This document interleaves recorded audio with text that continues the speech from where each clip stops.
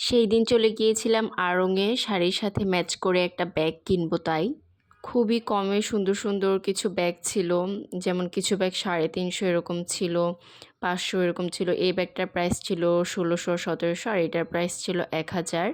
এইটার আরেকটা কালার ছিল গোল্ডেন। এগুলা কিন্তু খুবই কিউট। তো আড়ং থেকে কিন্তু একটু খুঁজে নিলে খুব কমের মধ্যে অনেক সুন্দর, সুন্দর ব্যাগ পাওয়া যায়।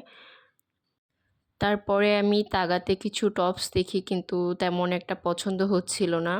এরপরে আমি একটু ক্যান্ডেল সেকশনে যাই। ক্যান্ডেল নিয়ে তারপরে বাসায় চলে আসি। আর এখন আমি আপনাদের দেখাবো আমি কোন ব্যাগটা নিয়েছি আড়ং থেকে। তো আমি এই ব্যাগটা নিয়েছি। এটা ভেলভেটের মধ্যে খুবই সুন্দর সিকোয়েন্স ওয়ার্ক করা ছিল। অ্যান্ড ওগুলা কিন্তু একদম হাতের কাজ করা। পিছেও সেম কাজ করা ছিল। আর ভিতরটা এরকম ছিল দেখতে। সাইজটাও ভালো ছিল মোটামুটি। আর এই ২ টা ক্যান্ডেল নিয়েছিলাম। এই তো।